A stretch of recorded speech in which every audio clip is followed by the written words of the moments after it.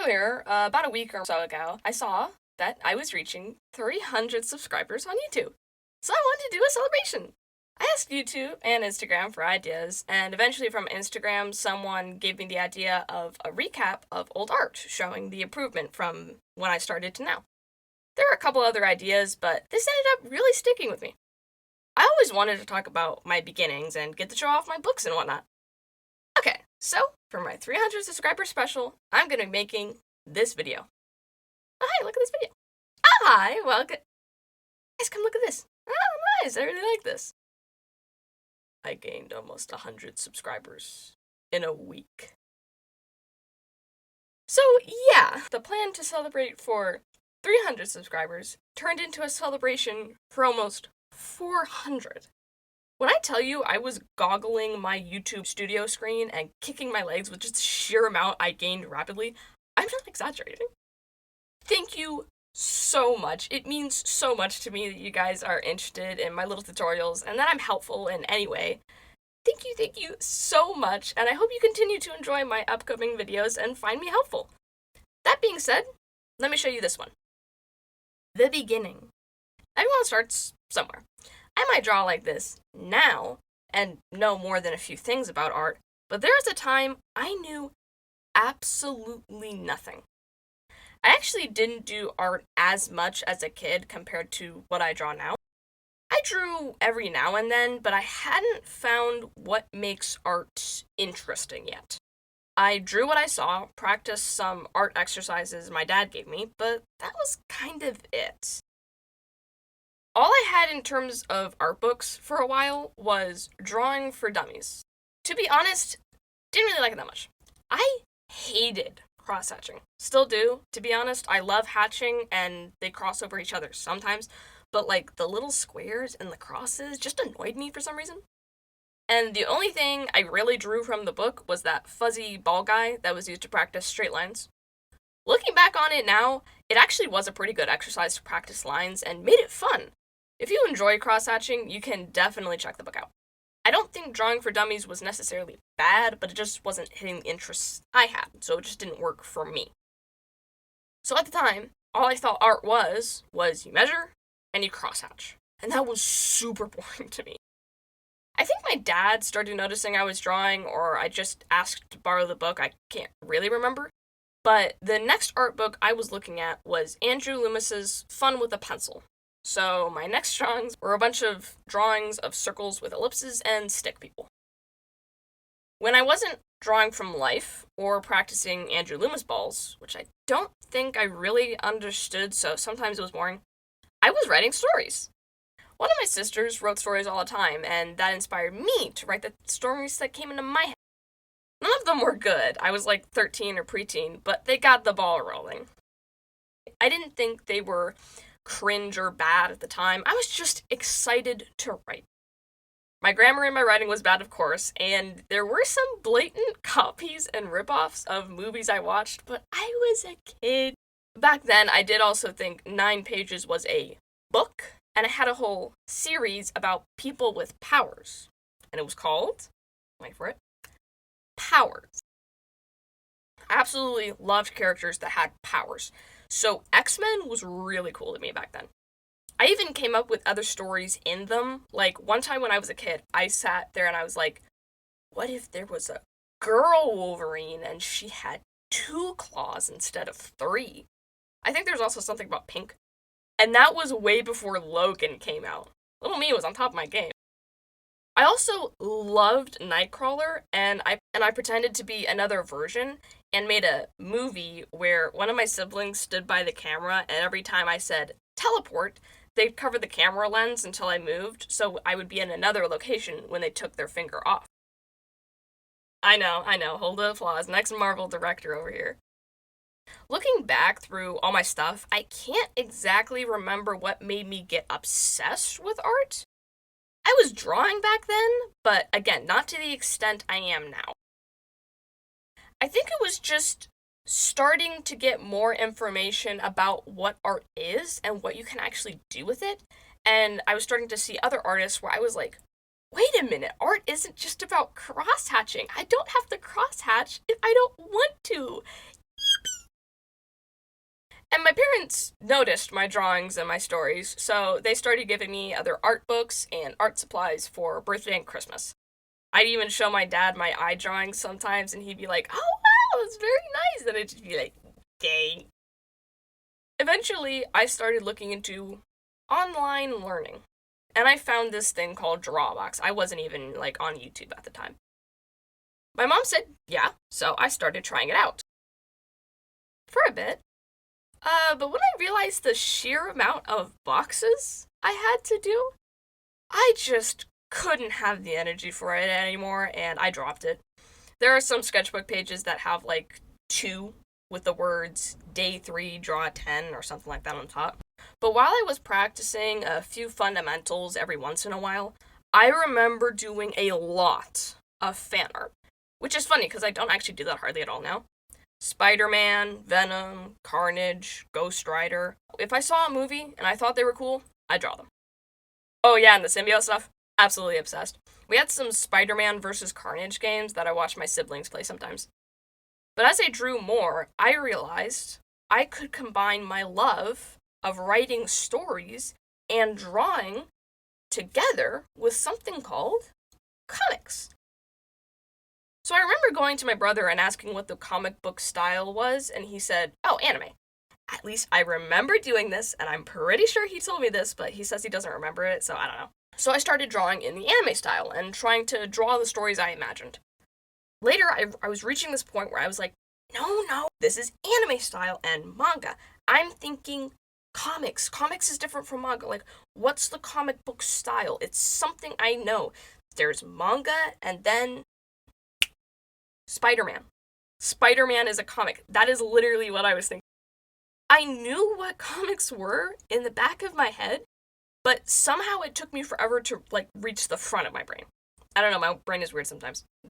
Then one day, one of my older sisters, the same one that writes stories, was going on a trip to Barnes & Noble's and said I could get one book. Immediately, I ran to the comic section and found this. It is my favorite comic book by far. And I actually don't like most Marvel and DC comics.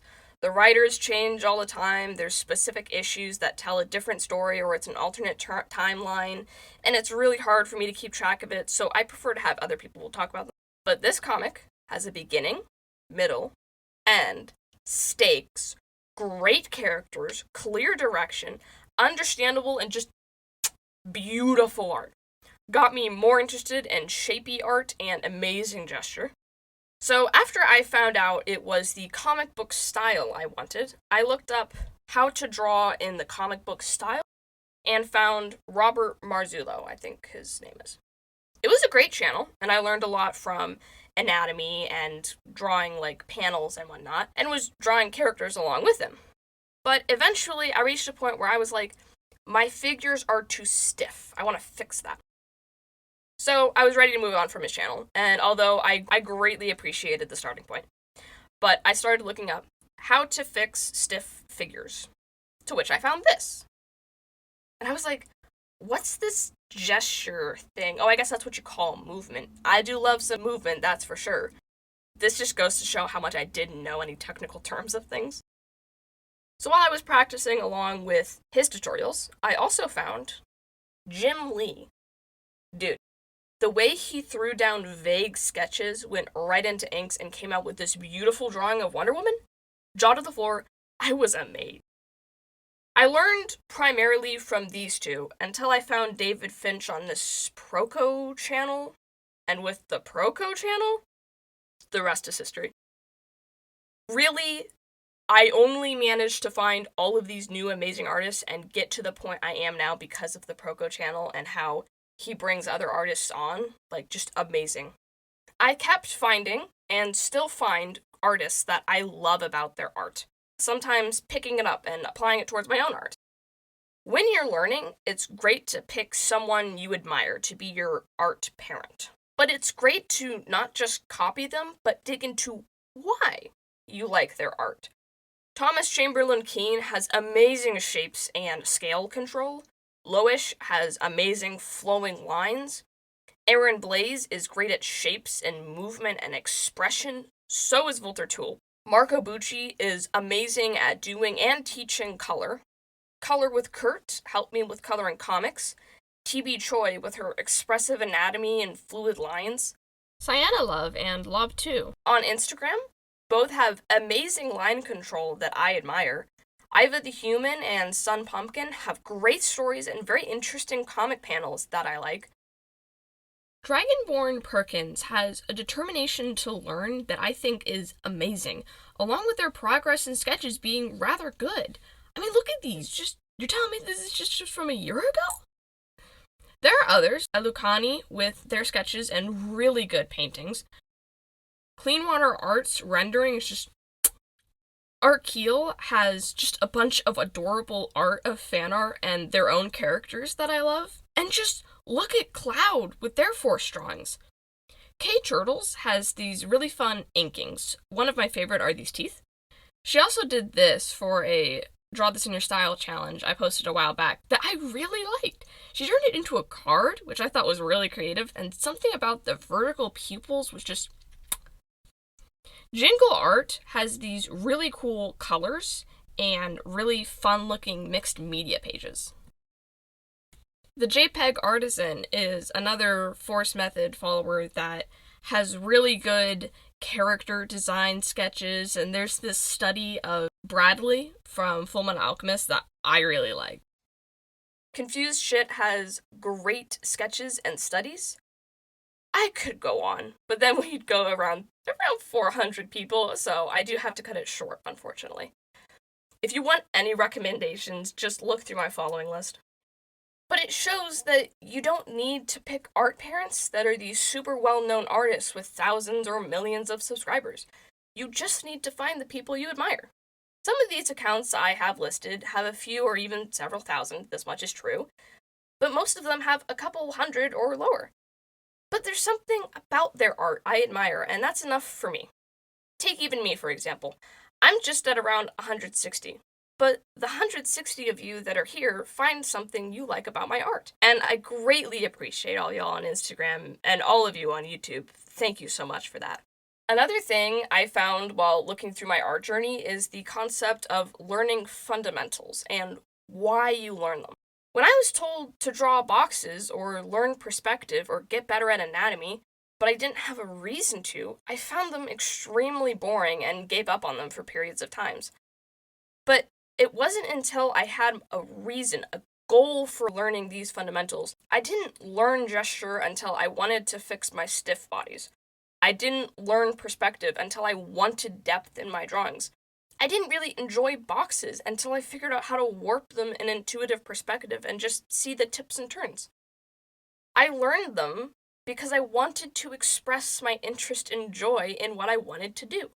Characters, stories, comics, panels, expression, movement. I love movement so much. I love the life that artists can capture in their drawings.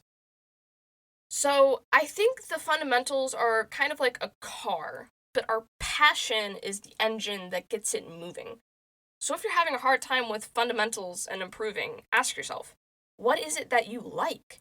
Do you like shapy art, flat graphic art, movement, storytelling, things like that?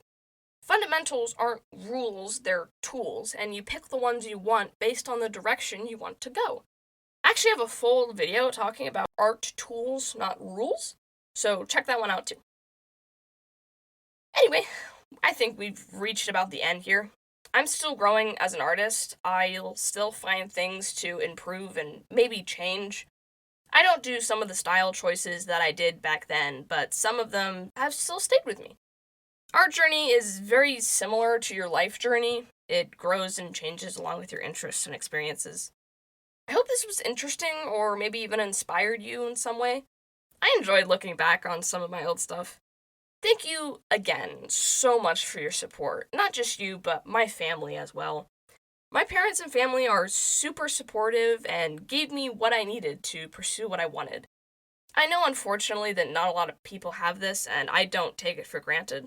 I truly hope the people that don't have it now find it in the future with online groups or friends. I appreciate you guys, and I just really wanted you to know that. Until next time, I hope you have an amazing day now and to come.